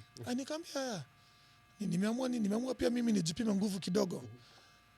Akaniambia, pale chini Magunando no class, ni Magunando hapo chini, kuna wamama wanatandikanga hapo jioni soko. Si tutoke hapa twende tukiwa promote, pia mimi nijaribu kupromote your brand. Yeah. So when we got there, Mokonji joined us. So by then mimi sikuwa namjua vizuri, but of course nilikuwa nimeoza nilikuwa nimezoea ni kumuona kwa mitandao. So Mokonji came, ni mimi personally hiyo siku niliintroduce mheshimiwa Moses Kuria. So tukapromote wa mama, alafu tukaingia hapo ni Christmas, tukakunywa uji hapo ilikuwa inaitwa Uji Power. We exchanged contacts na tukaachana. So I later came now to engage Mokonji much later. Wakati I decided by then I was in my 20s. And I felt like you're quite ambitious. 20s, you wanted to go for Manyata? Yes. Man. yes. By then I was 2018. I was 27 years. Yeah. So along the way, I dropped my ambitions. Nikasema, I feel like I'm too young to go for this seat. Kwa hivyo mimi nikaona the guy that I can support ni Mheshimiwa Mokonji. Yeah. Naye Kolo ni mtu tumetoka mbali sana naye. Kolo ni kijana mimi nimegrow naye. Kama kuna wale watu unasikianga mtu anasema homegrown buddies, Yeah. wangu moja ni Kolo. Sure. Kolo much later akakuja akasema angetaka kuendea kiti ya MP. And I told him, Kolo, I hope you are serious because we had some extensive discussions with Mokonji. Na singetaka nimwachirie kama you are not yet decided. Na nikamwambia, and if you are decided, I am going to give you 1 million. Uende uregister na UDA because I resonated so well with UDA. Kwa hivyo Kolo akaniambia acha niende nifikiria. Akaenda akafikiria. After wiki moja, he came to my office na akaniambia, Ken, mimi nimeamua naendea kiti ya MP. Nikamwambia, juu sasa tumetoka chini na wewe, itabidi nimekusupport. I gave Kolo the 1 million. Nikamwambia, enda ulipe registration UDA. Hii ingine wewe, enda fanya campaign na sisi tutakushikilia. So Kolo for some reasons akakuja akadanganywa hapa mtaani kidogo. Akajificha hata akanizimia simu. Akaenda akaingia Jubilee akazama. Sasa mimi nikaona it is now I have to go back to Mokonji because I resonated so well with UDA that I felt I could not support any other person who was not under the Kenya Kwanza. So and that's how we went with Mokonji. Hapa mali penye tumekaa hapa. Hii ni March 2022. Wow. Hapa. And where did the rain start between the two of you? Because honestly, well, the relationship, tondo ngirudia timu yaku ya Wakagoto na yake ametaga form ni kujituma. Ikoragwo hii team ivanaga some kind of rivalry. Shida ni nini exactly? Yangu ni nchi bwana. What are you trying to compare my nation with? Yangu ni nchi. Okay. I am leading a nation. Inchi yake na yake. No. Okay. Nini yake kuna mali amesema yake ni nchi. Mokonji. You know. One thing. Yes. Mheshimiwa Mokonji comes from Manyata. I also come from Manyata. I respect him for that. We might have some differences kidogo, but I respect him for being a son of our soil. Differ. Time will tell. Nona katakuwa tere kura? It's what under the bridge. Tuachana hiyo maneno. Really? Yeah, ni tuacheni hiyo maneno. Wow. Ken, it's quite interesting that anangesoka story ya Kolo, that you're still friends with Kolo. It Oh, yeah, shows yeah. what you are as a Niliita friend. Kolo Yeah. na nikamwambia After kuzimia simu. na no. Now during now that I made, by the way, Yes. hata karibu tukosana na Kolo na marafiki zetu utotoni. Because they could not understand. Yeah. But this is the first time I'm talking about this thing publicly. Hii ni kitu zai nikaongea. Yeah. Marafiki wa Kolo wengi, including one of, not even one. I think I'm now working with a lot of people who used to work with Kolo. They could not understand kwa nini Ken support Kolo kwa hii kiti yake ya Manyata. Yeah. Na anu watu wametoka chini pamoja. But unajua singeenda kuambia. Yes. But now much later after the elections tukakaa, nikaambia Kolo sasa tafuta mbuzi, kuja uchinje mbuzi na uombe msamaha bwana. Sasa mimi nakutafutia pesa alafu unaenda unanizimia simu. And now we are talking so well. Okay. And I believe that in future hata inizimia simu tena. Na atakulipa by the way. Na atanilipa of course. And nini? Okay, we also supported Mokonji, and Yes. for sure, before you get out of Mokonji's issue, I wish Mokonji nothing but the best. He's a young man, he's an ambitious guy. I can only be a witch if I can wish Mokonji vitu mbaya. Mimi namtakia mazuri. He has a bright future ahead of him. So I wish him nothing but the best in his political career. Awesome. That's quite profound. Ken, we murimi. Turakumenyerera murimi ngithie wetu gasavari kwina bana nene muno makiria posta nethira vari ukira arimia Manyata mavande avocado. Atu muvandu mbembe. Mbembe ni muvandu. Sia kuivana muthara. Kamwendia tafadhali. Sia kuivana muthara. Tafadhali ndeto ya mbembe tigana nayo kabisa. Nini murimi wa makondo via. Tuthi makondo viari. You are a leader, Ken. Tuthi makondo viari. I mean, these are issues that are affecting young people in this county. You're so passionate about leadership in this county. Ken, ndeto ya mbembe mumigu. Allow me not to comment on that issue tafadhali. Nini engenda omburi ndeto ya arimia makondo via, ndeto ya mbei, ndeto ya ndwe, ndeto ya mbembe. Well, as the president of the Wakagoto nation, tutigana ndeto cia mbembe twaririe ndeto cia mutongori waku wa county ni mwitaga Embu 1. Oh yeah. Sisire mutito ambarire. Ugitu create utongori wake at the moment. Onge muvandwe. In a scale of 10. Okay, tuko na break ingine. Because atende break. Wewe hata atende break I am very poor in rating. In fact, even in my companies, I have employed an agency to rate for me my own employees. So allow me not to rate my leaders if I cannot even rate my own employees. Oh, really? Yeah. Have you ever sat down with Her Excellency Cecilia Mutito Mbarire at any forum, had discussions, and what do you think about her?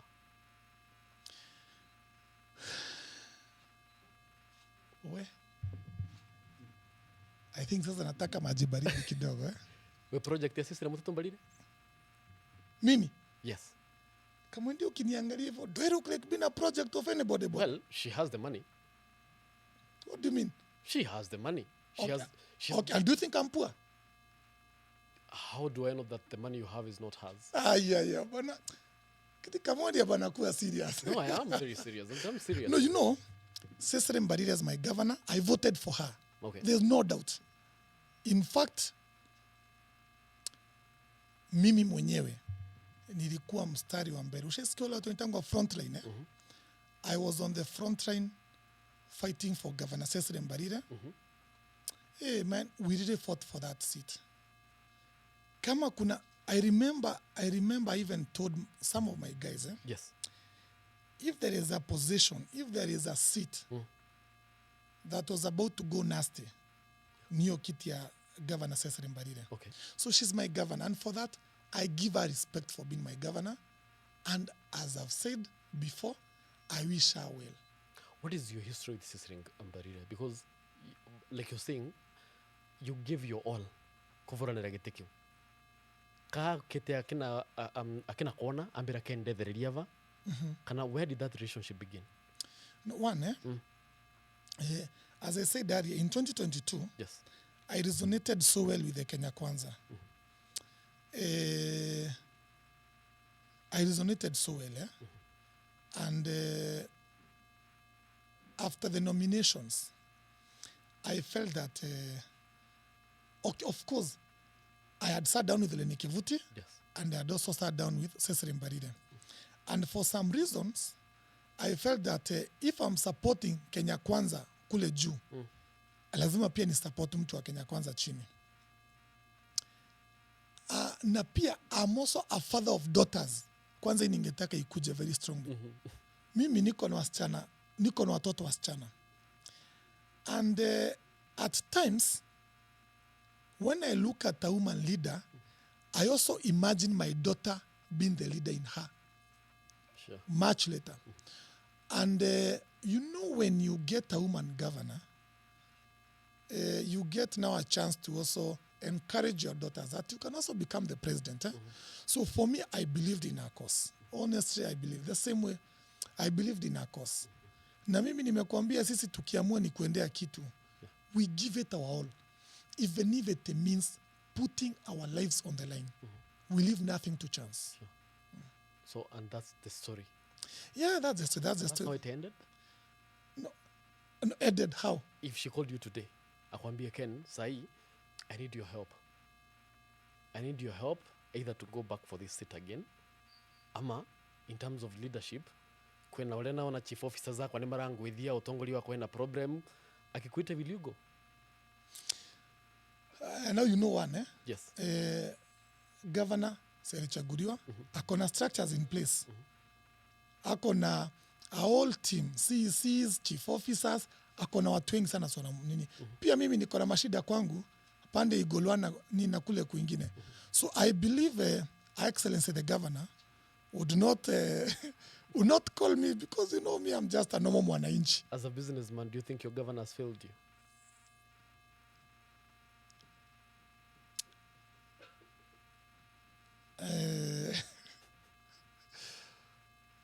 Or come again? As a businessman, do you think your governor has failed you? I happen to have invested in several counties, so I'm still trying to gauge my experience in other counties. The support that you're getting in Nairobi is the same support you're getting at Embu? I think I'll be in a position to give a correct answer in the next few months because, like now, Nairobi, I've just invested heavily right now. So I feel much later I might not. I'll be in a position to gauge that in a few months to come. That said, and the reason why I needed to have this background, Ken, ni gĩtũmi kĩmwe. Recently, nironire comment yaku kure mwana wa Facebook. Na it's very rare kuona such comments ikiumana nawe. To some point, tukulete tokera ni admin ulia akorwo akimanage page yaku aragia ciugo ino. And by the way, is it you that manage? By the way, let me tell you something. My page does not have an admin. It's you. So everything whatever that I write, I take by Ken full Java. responsibility for whatever I write or say on my social media platforms. Quite a discussion na mundu gitwa Tele Kivuti. Word that is going around, niye ni mwandiki wa Movoro. I am a media personality. Na ni ngusagiria to mandu ava na vare. Kuratuika Ken, we niwe project ya Lenny Kivuti. Kwa nini project ya kila mtu bwana? That's the question I want you to answer today. That's the question I want you to answer today because Ken wakondoke umilia no nginya gioke gwa Kena evu gatagatiri. Detoni ya Lenny Kivuti kugituika Lenny Kivuti kara kugurum ni kendo gatuika probably deputy wake muthi for the governor seat. Is that true? Dead on arrival. It can never happen. It has never happened. I have never sat down with Lenny Kivuti to discuss about me being his deputy governor. I have never ever. And I can assure you it will never happen.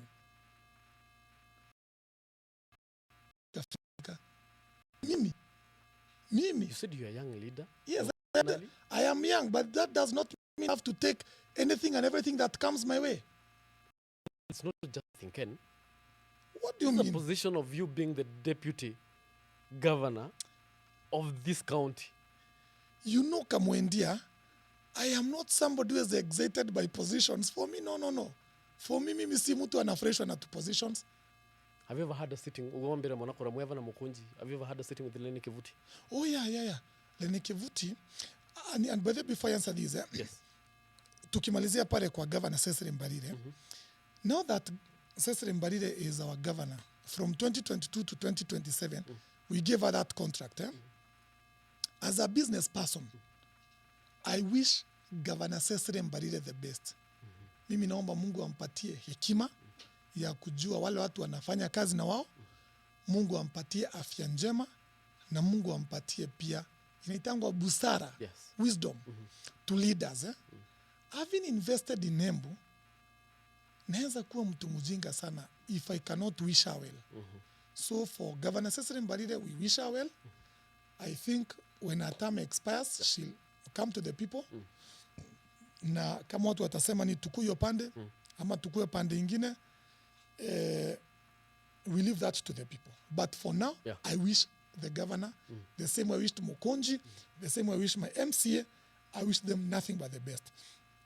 Second, Lenny Kivuti, yes. Lenny Kivuti is my good friend. Okay, maybe I'm not the type of person who denies their friends. Lenny Kivuti ni rafiki yangu. Not once, not twice, not thrice as he invited me for lunch. Tunaenda lunch, tunakula, tunaongea. Okay, he has been where I am today before. And by the way, he also happens to be my neighbor in Nairobi. Oh, wow. So, ni mtu tumekaa, ni mtu tumeongea. Na sisi tunaongea tu vitu ambazo I share my vision. The same way I share my vision with Governor Cecily Mbarire. I also share the same with Lenny Kivuti. And he's somebody I respect so much. He's somebody I give a lot of respect. So it was not about politics? Discussions yo mwagete nake, video mwe kalitende nake. Te maundu ma siasa moragiririe na gutiva ndo akwirire Ken. No amenda gukugroom ne ndoga deputy governor wa sagitege kikira akune. That's the conversation actually that is going around. Tia ngwira atiriri. I don't want to repeat myself again. I have never ever had a conversation with Lenny Kivuti about becoming his deputy governor. And I can tell you, he also knows I cannot. Hata anajua mimi siwezi. You know, people never. No, what do you mean? You're I'm a principled man. The same way I told you I cannot go for an MCA seat. You cannot tell me not to say never. Siwezi nikafika pale mbele niamue niende kiti MCA. The same way I cannot be his governor, his deputy. Neither can I be the deputy to Cecily Mbarire or to anybody. if they decided that they be your deputy, both of them.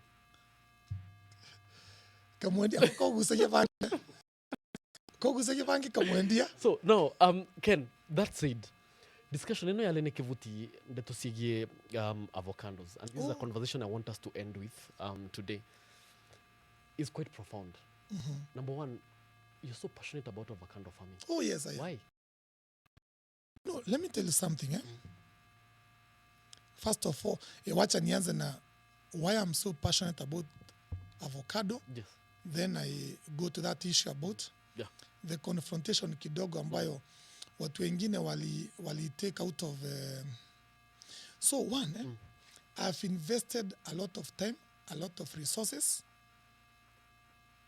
to get the information on avocado farming and avocado market. I've traveled to very many countries. Nimeenda Israel, nikaenda South Africa, nimeenda Germany, nimeenda Netherlands, nimeenda France, nimeenda Spain, nimeenda Italy, nimekuwa South Africa. Yote tu ni juu ya kitu moja ya avocado.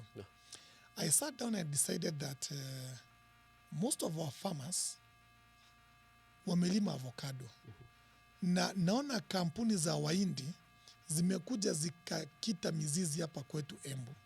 And they are taking advantage of our farmers. Hii maneno ya avocado.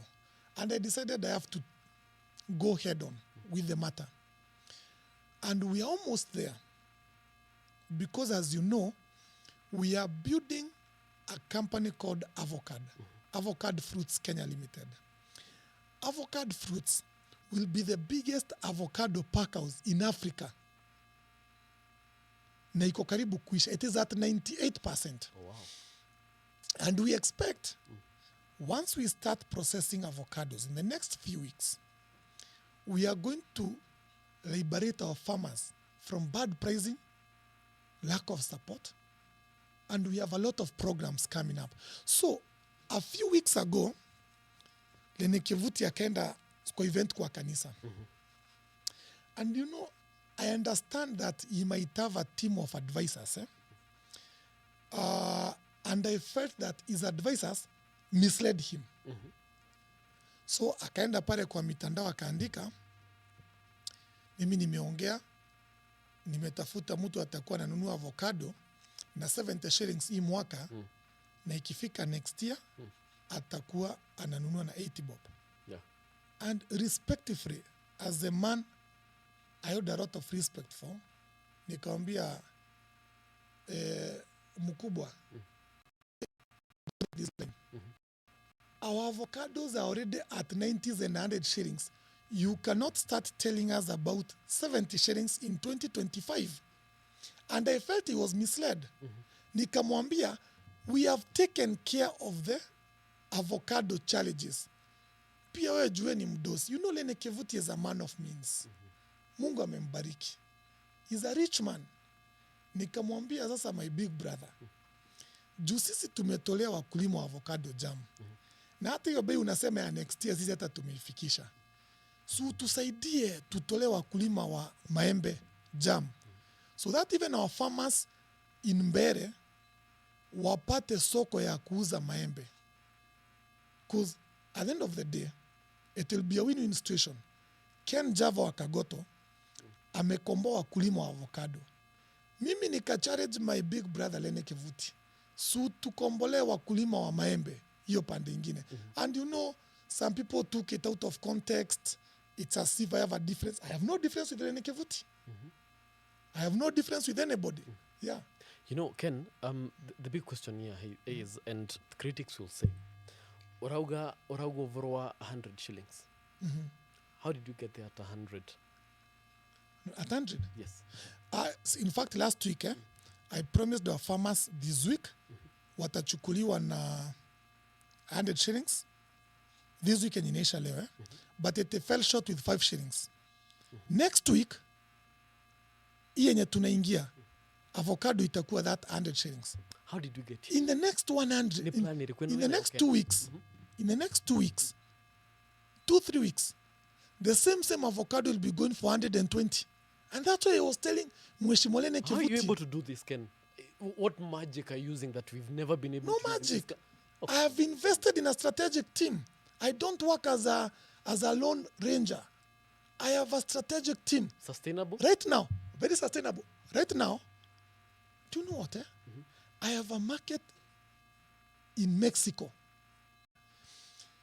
Yenye hata najua sitaweza kutosheleza kutoka Embu peke yake. Right now, I have given my personal assistant an assignment. Nikamwambia, wewe lazima unitafutie soko ya ndoma. I know France wanakula ndoma sana. Nikamwambia, make sure you get me somebody who can be able to take 2 containers a week za ndoma. So that yule mkulima analima ndoma iache kutoka na 60 shillings per kilo. Tuifikisha hata kama ni shilingi 200 ama 150. Yeah. Now you know, I am already doing the donkey work. Just that siongei. What are you gaining Now, from that, Ken? for me, I get satisfaction when I uplift my people. It's not the money? No, Niambia, like, surely. Okay, kora ni mbesa, wanani niingia kule makondo, vene maume na 70, ndoko maiso sienge. For me, money is not a motivator. For me, money is not a motivator. You know, kile kina ndigithania na ngusiria tuyengeava, how are you able to do this? Because Ken, honestly speaking, we've been doing this, we've had these leaders for so long. Na matiana votogotokinia. You know, series, okay, 150. Nito Kenjava. Sikamwendie tangu ile. Do you know what that means for a typical farmer? Well, I love the fact that you work with statistics. Now you love numbers. Oh yeah, sure I do. Tamba numbers ya mukondovyo mwa has. Mukondovyo mwa as okay usiarete wega on its year. Yes. No kuve kilo igana rimwe cia makondovia. 100 kgs. 100 kgs. And 100 kgs. Yes. Assume that 60 of those will be going to the export market. So times 60 trees. Kogo no. Kogo mukondovio sio mwe. Yes. Wakuva kilo igana rimwe. 40 kgs ni guta. Okay. 60% ni the export market. Yes. So take 60 kgs, multiply by 100 shillings. 100. Yeah, and brenda tukinya 150. No. 6,000. Worst case scenario, 6,000. Zile kilo zingine 40 zimebaki. Multiply them by 40 shillings per kilo. That is 1,600. Yes. So that is a total of 7,600 per tree. So umepanda avocado miti 100. That is what goes in 1 acre. Yes. That means utakuwa unapata 700 per acre. Runi murimi wa kamwendia. I have a target. Yes. Of achieving 1,000 acres by the time I am. So you can imagine I'll be getting at least 1 billion per year. Alafu ukiniambia kweli atiriri. It's madness. Yeah. You're crazy it or is. something? It is. No, you know, the international market is now going the organic way of living. And the most sure bet organic food is avocado. The population is growing. You can never ever go wrong ukiinvest na mambo ya chakula. That's why in the next expo in Germany next year in February, mimi nitakuwa na exhibit. And one of the products nataka nieke hapo ni ndoma. Angoni sitiga ngwere. Tugakuvota kugurira amami wetu wa ndoma kilo mona siringi 150.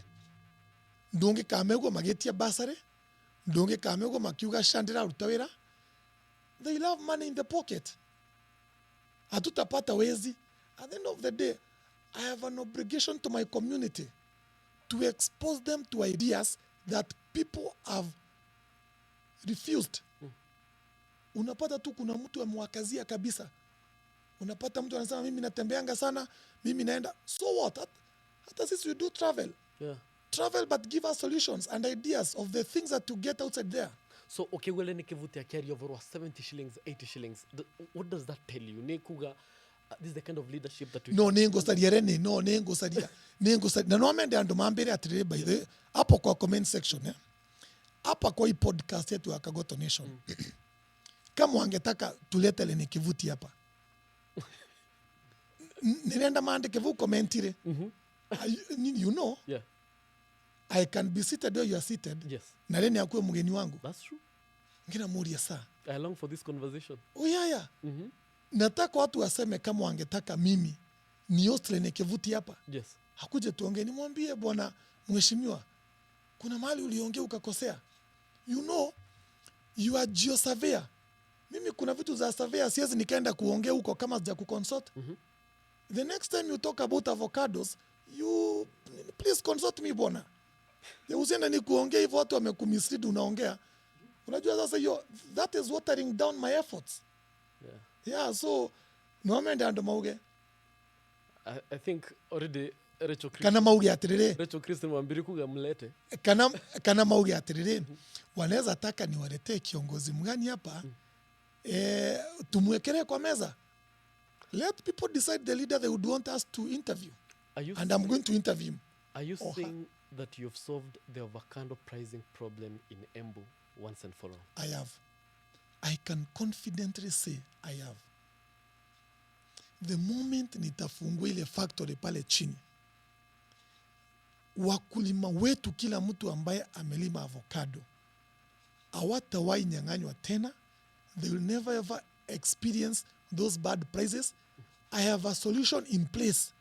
I have a team that has locked so many things, including the markets, how you are going to work, how you are going to export the logistics, kila kitu. Unajua, mimi nikiongea maneno ya avocado, mimi siongei nikiwa mkulima na nikiwa exporter. So I know what I'm talking. Nwari avocado. What next, Ken? Tuko na mipango mingi sana. Mambo ni staki niekele kidogo tu. Nwari ndoma naoga akoro exhibit the next exhibition. Lakini what next? The next thing that we are going to tackle head on ni mambo ya maziwa. Hatutakubali wakulima wetu hapa Embu waendelee kuuza maziwa shilingi 40. That madness, we have to bring it to an end. And I have a solution. I have a market in Ethiopia that can be able to consume all our milk from Embu without even selling to the local market here, to Achia Brookside Upper. And you know, right now the government of Kenya is building the corridor to Ethiopia. Yeah. If milk leaves Embu today in the morning at 3, that milk can be in Ethiopia by evening. Has a demand for milk that we Embu peke yake we cannot be able to satisfy. That is the next industry. So, now say you already nimeka a team which is doing a research. I know about a market in Nigeria for milk. How do you know these markets? Okay. Okay, nikamundia tangu ere. Ne connections kana connections ino rutaka ko. I have told you. I have told you. I have a very competent team that works for me. Na nimekuambia mimi sioni mtu mwingine hapa akona the kind of team that I have except Elon Musk peke yake. I have a team that is right now doing a research on if we export our milk to Ethiopia, what shall we bring back so that we can balance our trade? So unajua sasa mimi niko na watu wanafikiri. I have economists sitting at my boardrooms researching for me. Ndingyo kankena iga mondo atana ruta mbembe Embu agakinya thokore akagio hati mimi nafanya naye kazi atanisaidia na nini? And that is the problem with our leaders. I have a team that knows we have to look for solutions that are going to be people-centric, people-driven solutions. And they are doing so well. You know the problem with this country, when they see that you're coming for their markets, when they see that you're coming after what they've been struggling with, they want to cut your legs, they want to neutralize you, they want to silence you. You're not scared? Kamwambia Banata nikwambie. Mimi nilikuwa kwa industry ya pombe. Industry ya pombe iko na makatel wale wabaya kabisa. Yes. Mimi kama si kuogopa makatel wenye wanakuanga kwa pombe, ni cartels wa maziwa na avocado. Mimi tutalimana tu. I have been, do you know, when I was in the alcohol industry, when I was getting in the alcohol industry, a lot of people are telling me, Ken, unajua hii industry ya pombe, iko na mafia, iko na mazito, hautawezana. By the time I was exiting the alcohol industry, I was competing with Kenya breweries at the top. Wow. Nilikuwa nimetoa hata Tabitha Karanja kwa soko. Kwa hivyo, I don't think, unajua mimi bana sisi watu wa kutisha. Ati kuna cartel. Kwani cartel wako na roho ngapi? Okisini moja kama sisi. Sure. So tunalimana bana, mwenye atawin. Unajua, there is a kasain that says, na this kasain by the kananifreshanga sana, kaandika kwa mwanoni murato wakweta wasale Clarissa. Yes. A young to elephant. If he succeeds, maybe anataka kuiwa. Yes. Auze nini? Okay, nini tumetaka the mask nini toseta? Isio. Yes. Ivory. So kijana mdogo kama sasa tuseme ni, let me give an example na vijana wangu. Kina Quavin, kina Obina. Wameamua kwenda kwa msitu kwenda kutafutana na ndovu. Mtu anataka kuuza ndovu, auze hizo vitu ndio apate pesa. Akiwa hiyo ndovu ametoboa, si ndio? Kwa sababu amepata vitu za kuuza. Ndovu ikimuua, mashida zake pia zisha. So it is a win-win situation. Either you go to hunting, you get killed, or you kill. So sisi ni watu tukiingia. Na sisi ni watu wenye ni tukitembea tunatembea tukua tumejipanga. Kweli. Yeah. Enyewe umejipanga. You know Ken, to end this discussion because we actually way past time. Lakini wandigava totally confused, man. I'm here trying to think. The conversation today was about, is Ken a politician? Is Ken a leader? Is Ken a businessman? Who is Ken? You want to know if I am a politician From the discussion we've or I had, am a leader? now you could distinguish between the three. Now, nitakuacha na hii statement. Na nataka our listeners, Yes. let them judge. And I'm going to give a very practical example. Then, don't even judge. Yeah. Let our listeners do the judgment. So umetembea ipande ya Afrika. Sana. The investment we are doing pale ya ile My co-host is from Rueka. avocado, Yes. or your co-host. Yes. Ah. The one karaoke. Okay. The factory we are doing at Rueka, nienda nimetumira ita example, is okay, kiure kiu yaku. Okay? That factory, amount of money it has costed was enough to buy 3 helicopters. See how many helicopters? 3. 3 helicopters. Kuna tuna mwembu wa mbele na helicopter. Either two. Wanatemwe. Now, na mimi maybe nilikaa nikajiuliza aje. An helicopter, if you take it to Wilson Airport, it will be giving you a lot of money per day. Yes. So if you have 3, you are going to make a lot of money. Yeah. Na probably, naweza kuwa nachukua moja na kimbia hapa Embu na yenyewe, na kimbia hapo watu wanasema Wakagoto alinunua chopa, hata si moja ni 2 ni 3. But I decided not to go that direction. Why? If I bought 3 helicopters instead of constructing avocado, I would have only employed 3 pilots. That's true. I would only have impacted Misiedato Mideri. Hakuna mtu mwingine, and maybe the insurance company. The same amount of money that has been used to construct, let's say even Eagle One, is enough niende hapa kwa hizi nyumba za affordable housing zinajengwa hapa majimbo, niende ninunue zote, kuliko nikuwe na Eagle One niamue sasa wacha ninunue hizi nyumba Kuna rent. hapa majimbo za affordable housing. Yes. Nikuwe na rent. I would have only employed 1 caretaker wa kuzichunga zote. Sure. I would only impact 1 family peke yake. But I decided, let me invest in an avocado factory that is going to employ more than 1,000 people and going to impact more than 50,000 farmers. That is the decision I took. I decided, na hiyo by that ndio ngumu sana. Kama ningeamua ninunue helicopter, ningekuwa nakaa hapa zinaingisha pesa, nikitaka nikuzunguka hapa na moja nazunguka. Yeah. Nikinunua nyumba za majimbo za kwanza, that money was enough ya kuzinunua zote. True. Pesa yangu ilikuwa inaingia tu mwisho wa mwezi. I decided, let me invest in an institution that is going to impact the community through employment, markets for our products, CSRs. And I think that statement answers you.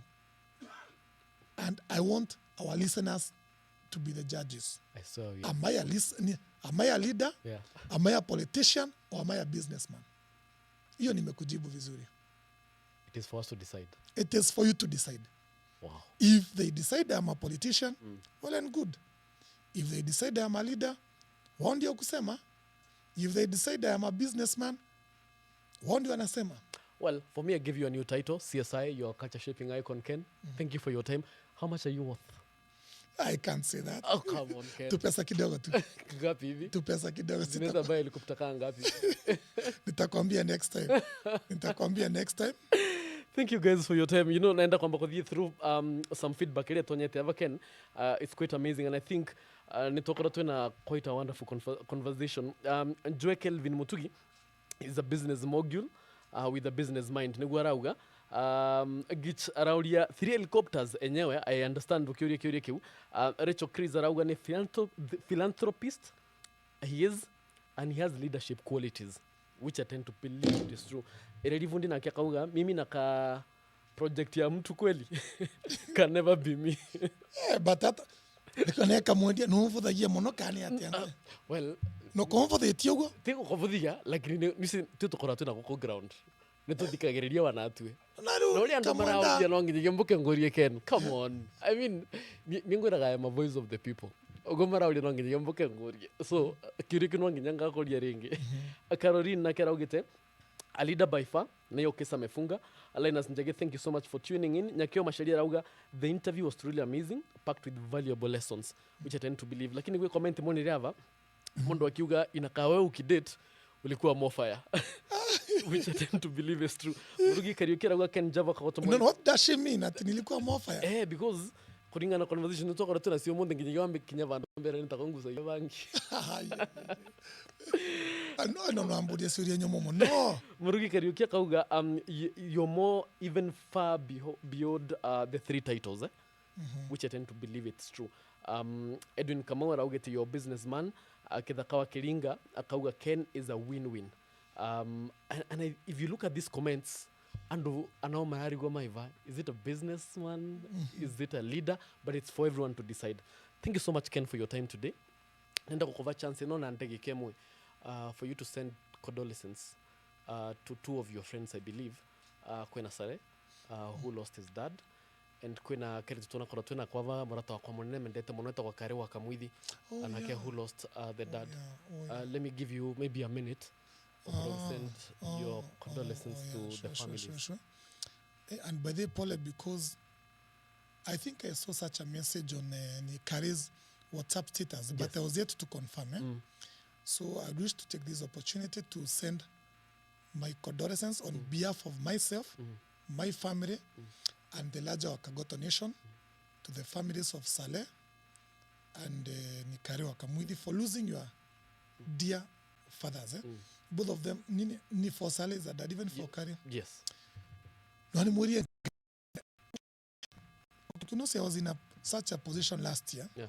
So I know how it feels. So, one, I am committing that on behalf of myself and my team that we are going to support. They happen to be my good friends, and their loss is our loss. So to Saleh, Salesius Mayo, the founder of Brookmont Schools, and to Kari Wakamwidi, who I believe works at the communication office of the governor. Yes. Mano atumurie pore mono from the Wakagoto nation. Sisi tunaleta pole zetu mingi sana, and may the perpetual light shine upon your dear loved ones. We are going to support you, we are going to reach out, and we are going to be there for you. You have been there for us. We have an obligation to return that favor that you granted us when we needed you most. Sure. Ladies and gentlemen, boys and girls, thank you so much for joining us tonight. Kuna kakitu kamoja ningetaka kabla hatujamaliza. Our young men. Na nisewe kamuendia na urenda ko betray our young people. I feel that there's a message I would like to send to our young people, and more so to the Gen Zs of the Wakagoto nation. Okay. Kuna kitu imefanyika leo na nikafikiria, I think I can now talk about it sure. Authoritatively. Like 2 months ago, we posted on our social handles that tungetaka tuanzie maneno ya Wakagoto Health Club. Oh yeah. Because we felt struggling through mental instability, weight loss, and so many things. Yes. Na unajua ni kupiga zoezi chini. work out around coming up with something that can work for the health club.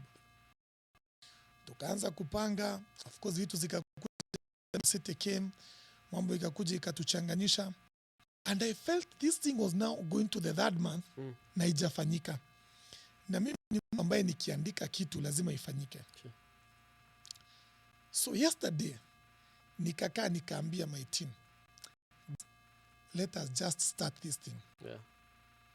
Najua hatujapata trainer, hatujapata structures, hatujapata, we had nothing. Yeah. Jana jioni ndio niliwaambia, masaa kama ya 6 jioni, nikuambia we have to start this thing tomorrow. Na hatutairukisha tena. Yeah. So I posted on my Facebook, some few guys were reach out, and today we started na ilikuwa na like 30 guys. Yeah. And when we got to Njokeri showground, kwanza kuna kijana tulipata pale. Huyo kijana kwanza si akatupigisha hapo warm up, tukaanza kukimbia join. And we learned that guy used to be employed in a gym in Nairobi. Mtu anaitwa Prince Atom. Prince Atom Used to be a musician, right? Oh yeah. Yeah. Amekuja pale ametupigisha tizi pale. Hata nikajiuliza, what were you waiting for 3 months? This guy is my friend. Yeah. Ametupigisha tizi better than what I paid to go to the gym to do. Yeah. And I told myself, to our young people, that idea that is in your mind, just start it. True. That is my take-home message to the young people. Start your idea. If you want to have a podcast, don't wait until when you get a camera. Wewe tu, hata kama una smartphone, chukua simu ya your mom ama your dad ama omba ya rafiki yako. Start small, but just start. Sure. Murimi wa kamwendiano wangu for me, most of the things that probably unashindangu wa Kenya alizijuri wapi, ni kitu tu nilipata an idea, nikarisk, nikaanza, along the way people of goodwill wanakuja na kuambia, I know an engineer who can work for you, because I know your background is not in road constructions. I know of a good guy who can work for you or who can work with you. So my take-home message today, kamwendia vijana wetu wa Wakagoto Nation, just start it. Njia itajifunga, njia itajikavu. Yeah. Don't wait until you are too ready, because you will never ever be ready for something. Okaugarewe, netuambia tia, na dina generator, tuwafata kuambia podcast, ditima ike na vora, wewe anza, wacha stima zipote, you deal with that challenge when you get there. But don't wait until you are ready. When an idea comes, wewe anza, songa, ukisonga vitu zitajipanga. That's my message to our young people. Just start. Oh yeah. Just start. Just start. Hakuna kitu ingine. Kana tuambie kanitha Ken?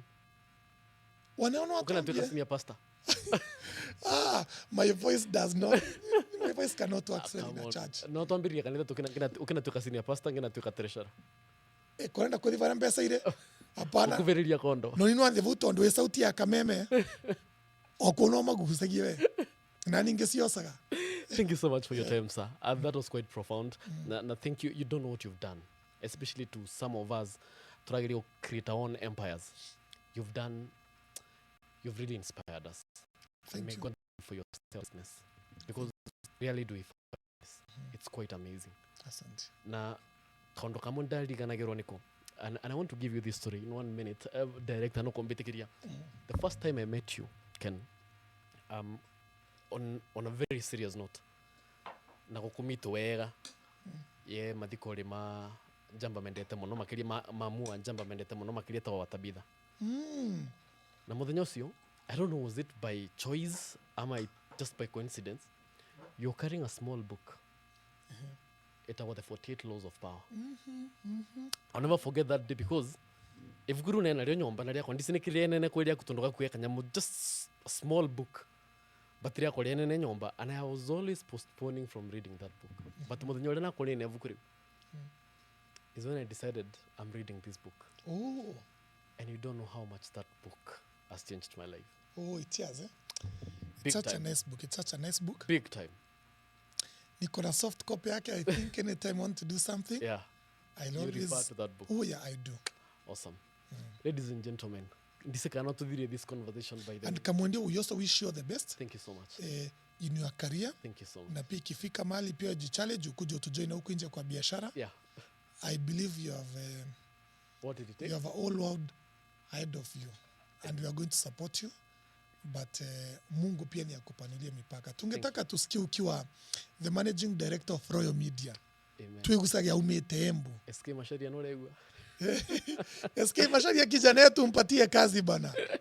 Huyu kijana ako sawa. Thank you so much for having me, Ken. I'm the Nyawamonde. Na to all our viewers, thank you so much for having time.